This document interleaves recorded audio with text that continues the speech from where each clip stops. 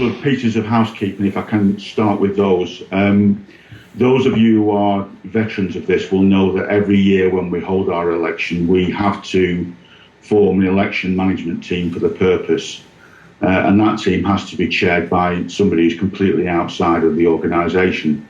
So I'd just like to start by thanking Stuart Woolard from the Swindon Town Supporters Trust, who chaired that team this year. And I'd also like to thank our very own Phil Corbett from Yorkshire Seasiders. They, along with me, made up the team. They were very diligent in their job. Without them, we wouldn't have had an election. So I think it's very appropriate just to pay tribute to the work that they've done on our behalf. So thank you to both of them. Without more ado, the votes cast this year were as follows, and I'll announce these in reverse order. There were 5 candidates. In 5th place was Patrick McChrystal with 156 votes. Carl Nicholson was 4th with 186 votes. In 3rd place was Mark Turner with 193 votes. Finishing 2nd was Neil Holden with 251 votes. And the winner was Tim Fielding with 414 votes. So congratulations to Tim, to Neil and to Mark, who have qualified for the 3 available slots on the committee. I'd like to commiserate with Carl and Pat, if I may. I know from personal experience that, finishing outside the winning places in an election isn't necessarily a great thing. But by taking part in the way that they did, they have massively strengthened our mandate as an organisation. We will be better for the fact that we've had a vigorous competition this year. And the final thing from me on this is that turnout was very, very high compared with what has been happening nationally across the FSA. We managed to turn out 51.6%, which I'm told by my opposite number at the Football Supporters Association is hugely ahead of what has been happening up and down the country in the last 12 months or so. So thank you to everybody that voted. You've really done a favour to us in the long term in terms of our strength as an organisation. And I'll hand back to Andy now just to affirm that Neil, Tim and Mark have duly been elected to the committee. Thank you. So BST Treasurer Tony Hodgson fortunately can't be with us today. So I'm going to give you a quick overview of the accounts for year ending 30th of June 2021. There's a few printed copies about the room if anybody wants to have a look at the accounts. Accounts are also on our website. So trust income for the year was £4,582 in total. Majority of this amount was from membership subscriptions, which we're very thankful for, and the remainder from donations received. Move on to the outgoings of the trust. We have donations at £4,417. Quite large, this figure this year. Reason for that being, we donated £3,000 to the massively successful children's Christmas present appeal run by the club last year and Community Trust. I'll move on to a bit more about that later. The player sponsorship that we paid was £360. Trust expenses of £1,042. This expense, there was a lot of costs involved for the trust to carry out 2 surveys. We had to purchase professional subscription to survey hosting sites. On insurance and accounting costs, we had £370.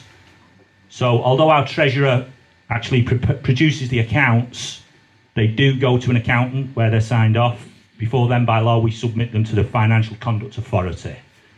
Website and IT, £442, and bank charges of £200.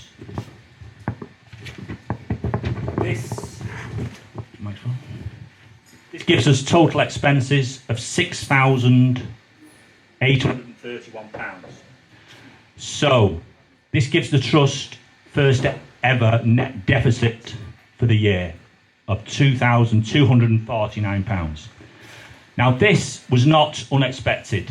The trust has for some time been holding reserves which needed to be put to good use.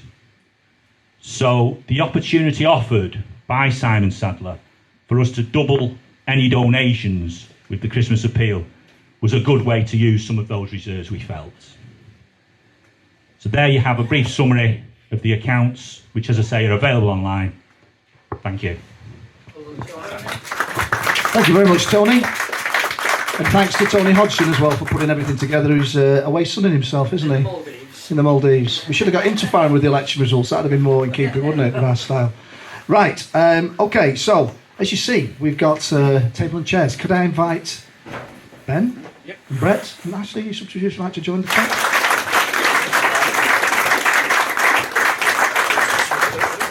Thanks ever so much. I know you've got duties to attend to today, Jen, so we appreciate it. That's why we've put you on first. From us up here, myself and Brett as two of the three directors, and Ash, who obviously an integral part of what goes on around the club, thank you very much. And I'm here now, hopefully, rather than me rabbiting on, to answer the questions you guys want to ask. Brett, unless you want to say anything else. The only thing I would like to add is that the hugely successful shirts for the 7-year-old children demonstrated the club working together with the trust and the Blackpool Supporters Trust and also the Community Trust, and it shows the united front that we now have at our football club, very different from not so long ago. So that's one example of everyone pulling in the right direction, the same direction. And I'd like to thank everyone for their assistance with that. I think it was Raggy's idea initially, and then Andy and Robbie brought it to the football club. Simon very much supported it, and everyone worked together in that making it happen. So thank you for that, and that's an example of the way that we can work together going forward. So, you know, if people have proposals that can be brought to us and they are achievable and realistic, then we would wish to work together again in the future. So thank you for that. Just again to mention the excellent support that we've had this season. It's been outstanding. Every single away director has commended the atmosphere at our ground. It's just unlike anything anywhere else we go. So thank you to you, and thank you to everyone else, particularly in the North Stand there, for making Blackpool such a fantastic place to be on a Saturday afternoon. So thank you all. I've not prepared anything. I didn't expect to be saying anything, but I'll pass on to Ash. I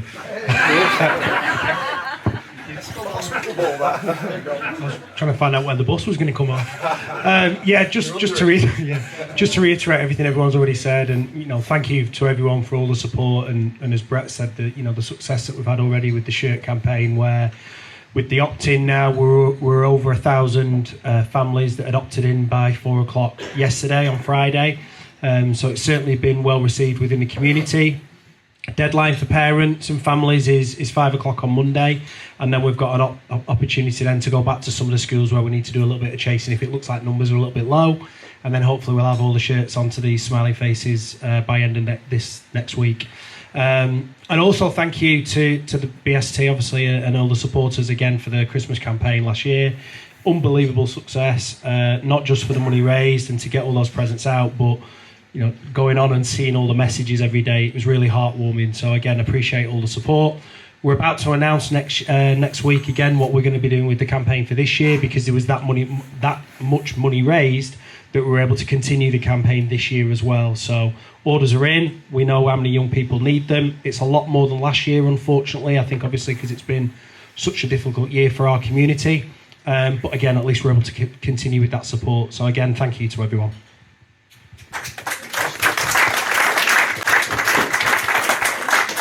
Do you think Grimmy might bring us a drink, or just a water would be great, Grimmy?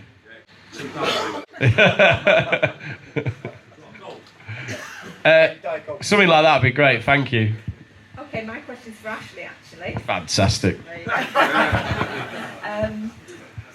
You know, I know only too well how the community trust struggled over certain difficult years.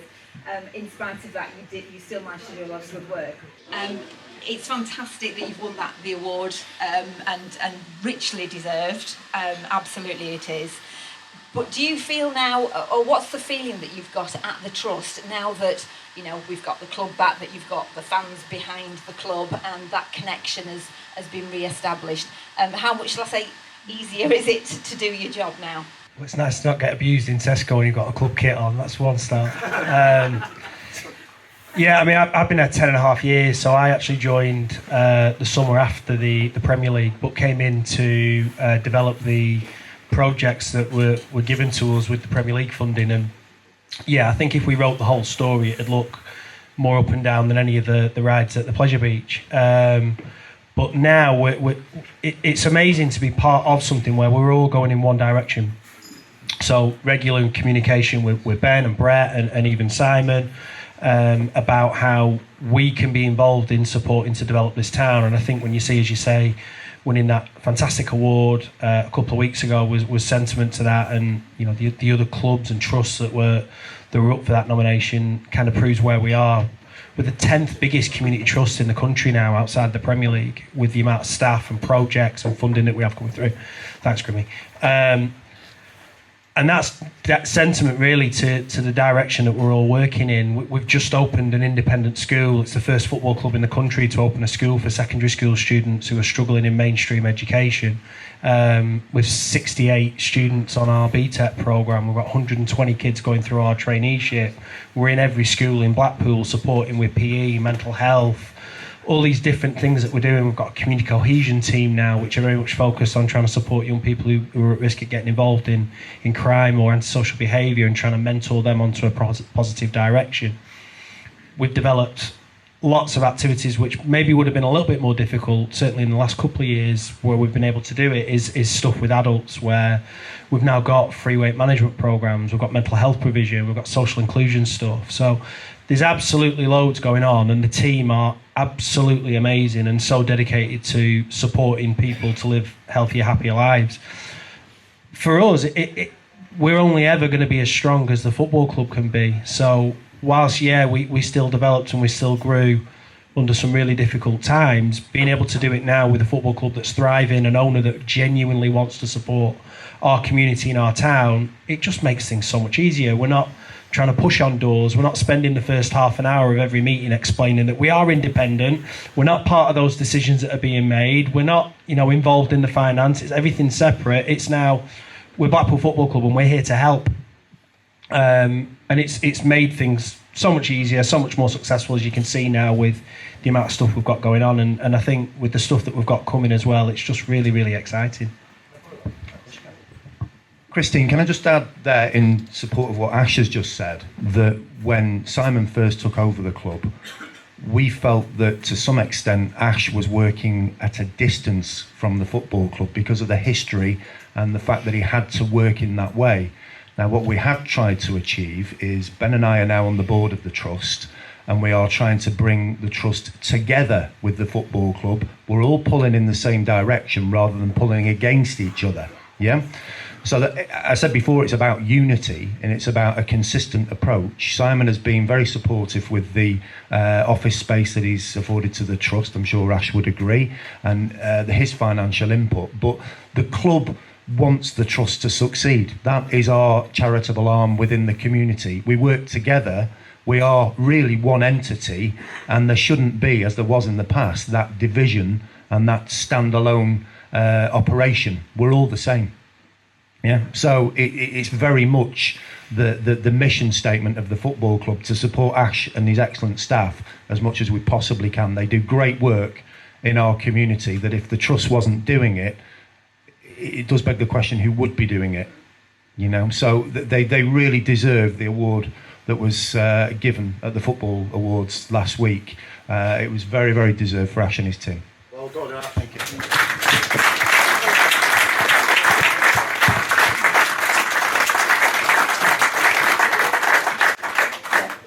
Just following on from that, hopefully that Blackpool Supporters Trust can work closer together with the football club too. Absolutely. Yeah. Absolutely. Okay. I think we've demonstrated that already with there was the obviously the example of the shirt.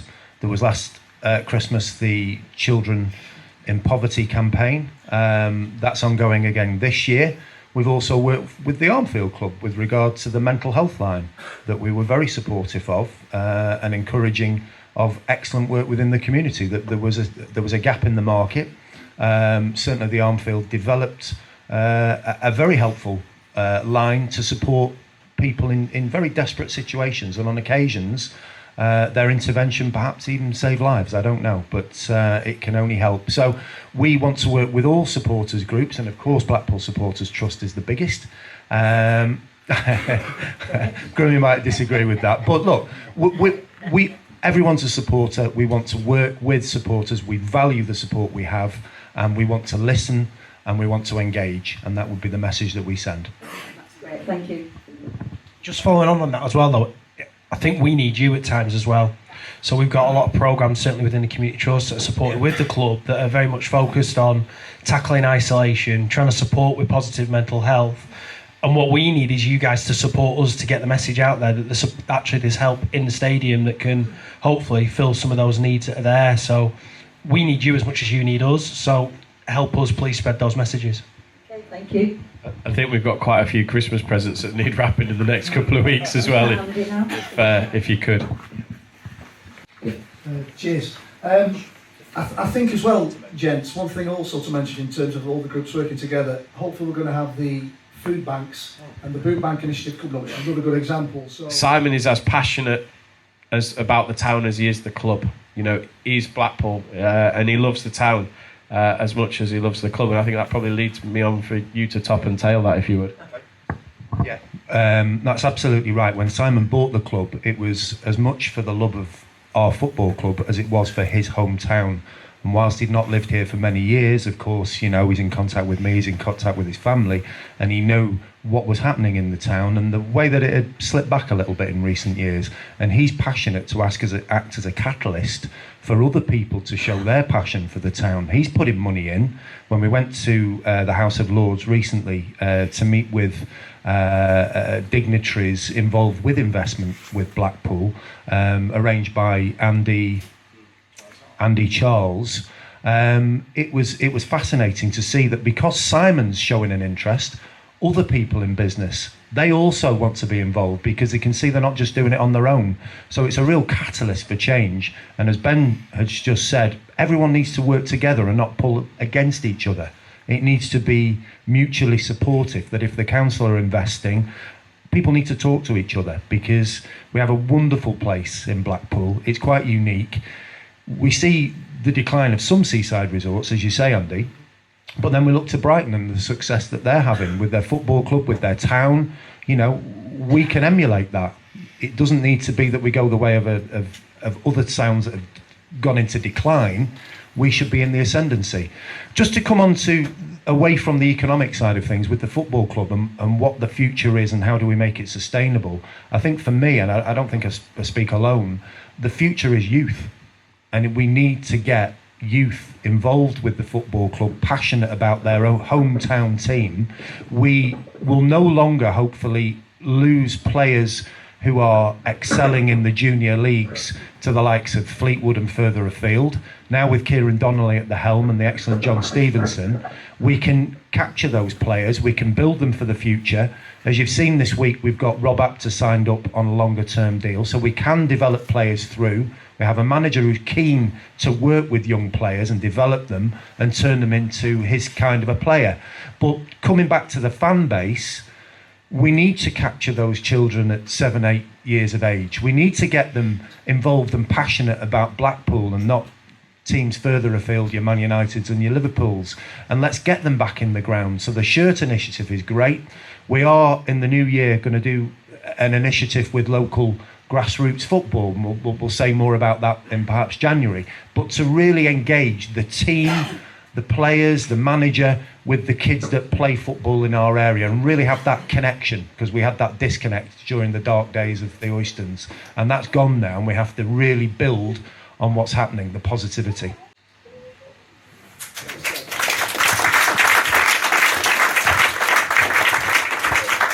Andy just said previously, you cut anybody in this room and they bleed tangerine, and you know that goes for all supporters of Blackpool. You know, the various groups we have, we know, but all supporters and the great work that you're doing at the club. How can we support you? What can we do for you as supporters? What would you want from the Blackpool supporters? I think we did a really clever campaign last year in backing Blackpool and backing all the different areas, and I think it's the same answer really, is just back us as a football club, back us as a community trust, back us as an academy, back us with the women and girls section that we've got. You know, we've got some amazing work going on right across the board, and it's for you guys to come and enjoy the journey with us really. As Andy mentioned, we have got a town where we've got a lot of families that are really struggling, and we sit in the most deprived ward in the country in Bloomfield, and what we've got to do is collectively we've got to raise aspirations. So just do everything you can to support us with that, get the messages out there, push as many volunteers as we can, and as Ben says, let's try and get as many bums on seats in the stadium to cheer on the lads on a Saturday as well. So yeah, I think without going over what's already been said, I think also patience is important, because we're not going to get everything right every week, and there will be games that are lost, and as Ben alluded to earlier, it won't be through lack of effort or lack of honesty from the players or the people running the club, but there will be times when it'll be difficult. Stick with us, because what you now have at the football club is a CEO and an owner who are honest, high integrity, and they are working bloody hard to get a football club for everyone to be proud of. And stick with us, because the support makes all the difference. And when Simon sits there, and he's at pretty much every game, and he looks out and he sees our support getting behind the team, and the passion and the belief and the positivity, that encourages him to carry on with his good work. So yeah, the support base is so important, and we are very, very grateful. But yeah, just keep doing what you're doing, because it's brilliant.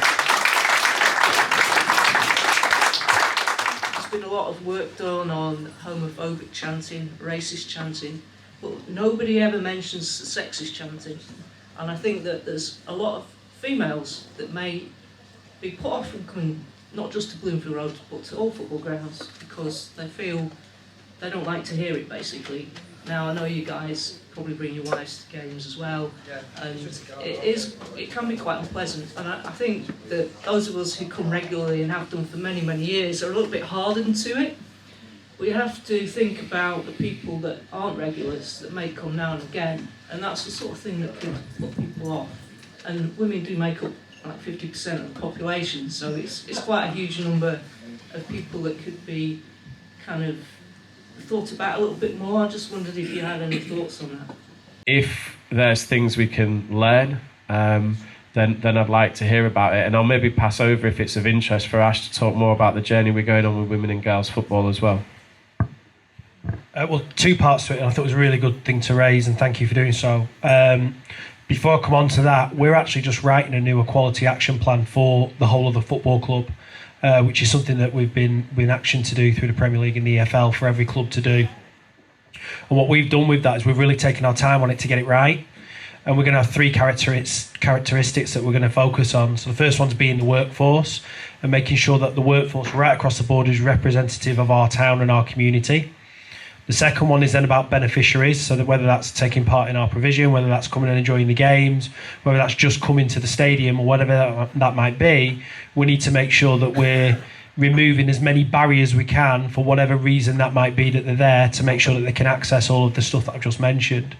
And then third and final, which is probably the most important, and then also comes back to what Tony asked, is it's around raising awareness. So I think we've got a collective responsibility to report things in, but also let's demonstrate how that type of negative behaviour won't be accepted at our provision, at our stadium, on the games, and even within our community. So I think collectively we will have a number of points that we can pick up within that action plan that we can hopefully remove as many of those issues that are coming up within the game. It's certainly not just a Blackpool issue, it's seen across the country, isn't it, or even across world football, and it's wrong. I think we all agree it's wrong, so we need to remove as much of that as we can.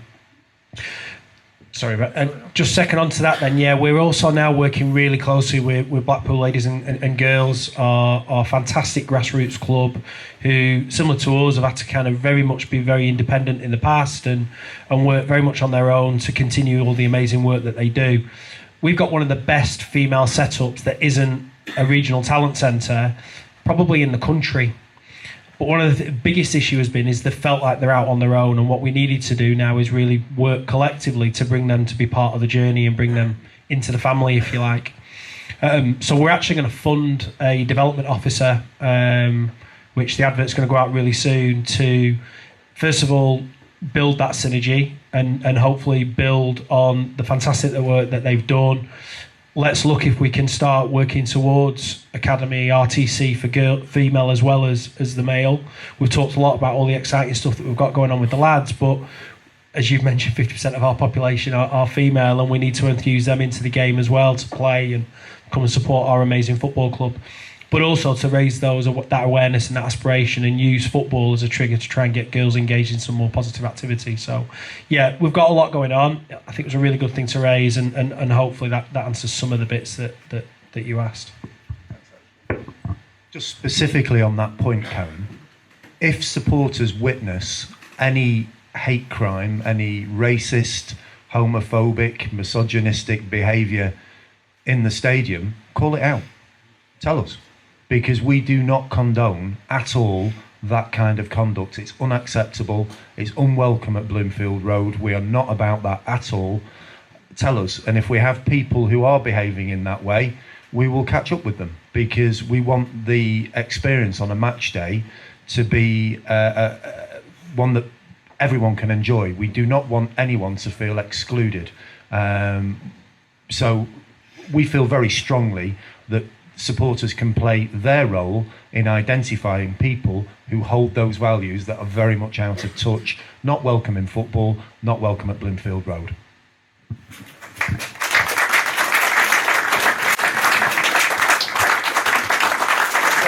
Can I just mention on ex-players, I see John Cross is sat at the back room, and the excellent work that John does week in, week out with former players, keeping in contact. I think there were difficult times for John. We're now trying to support him as much as we possibly can.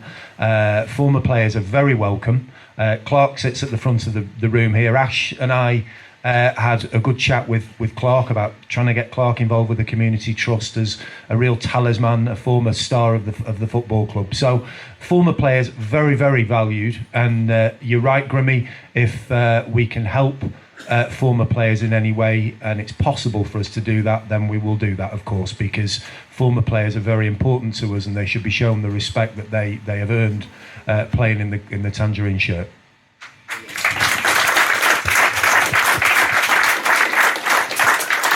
Well, thanks very much, gents. Can we have an amazingly big round of applause for those girls?